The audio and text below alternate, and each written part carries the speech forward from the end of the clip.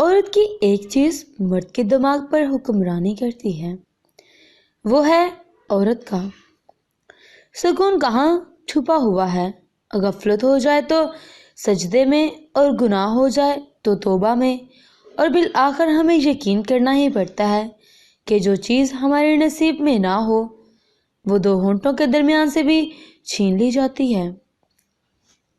امام شفیع فرماتے ہیں، لوگوں کی باتیں پتھروں کی طرح ہوتی ہیں، ان کو قدموں تلے ایک برج بنا لو تو ان پر چڑھ کر بلند ہوتے جاؤ گے۔ ماں باپ کے ساتھ آپ کا سلوک ایسی کہانی ہے جو لکھتے آپ ہیں لیکن آپ کی اولاد آپ کو پڑھ کر سناتی ہے۔ رب کے عشق میں ایک مقام وہ بھی آتا ہے کہ دعا تو دور کی بات ہے، انسان صرف سوچتا اور رب نواز دیتا ہے۔ زندگی کے اکثر مقامات پر میں نے جانا ہے کہ میرے ساتھ اللہ کے سوا کوئی نہیں ہے، اور تب ہی مجھے اندازہ ہوا کہ اللہ کا ہونا کس قدر بہتر ہے۔ میرے پاس وقت نہیں ہے ان لوگوں سے نفرت کرنے کا جو مجھ سے نفرت کرتے ہیں، ان لوگوں سے نفرت کرنے کا جو مجھ سے نفرت کرتے ہیں، کیونکہ میں مصروف رہتا ہوں ان لوگوں میں جو مجھ سے محبت کرتے ہیں۔ حقیقت تو یہ ہے کہ رشتوں کو جوڑے رکھنے کے لیے کبھی اندھا، کبھی بہرا، کبھی گونگا بھی ہونا پڑتا ہے۔ بدلتی ہوئی چیزیں اچھی ہوتی ہیں، مگر یقین کریں بدلتے ہوئے اپنے بہت تکلیف دیتے ہیں۔ اپنے آپ کو صاف اور روشن رکھو، کیونکہ تم وہ کھڑکی ہو جس سے تم پوری دنیا کو دیکھتے ہو۔ بڑی سے بڑی بات پہ ہار نہ ماننے والے اکثر چھوٹی چھوٹی باتوں پر ٹوٹ جاتے ہیں۔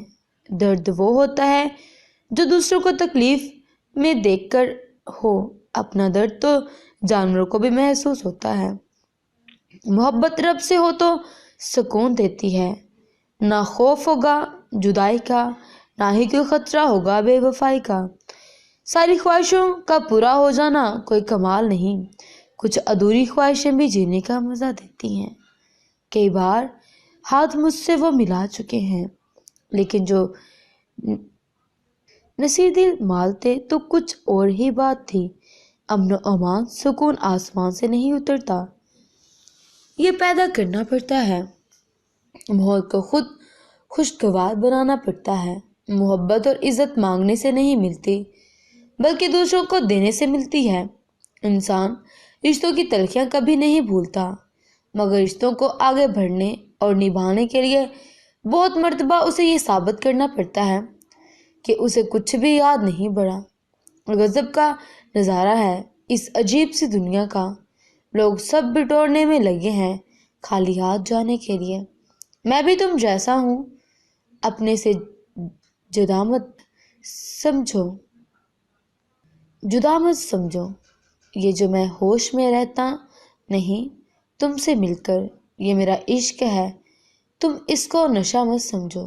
نماز عادت بن جائے تو کامیابی مقدر بن جاتی ہے۔ جیسے جیسے عمر گزرتی ہے احساس ہونے لگتا ہے۔ والدین ہر چیز کے بارے میں صحیح کہتے تھے۔ اللہ ہم سب کا حامی و ناصر ہو، آمین۔ تھینکس فار واچنگ، اللہ حافظ۔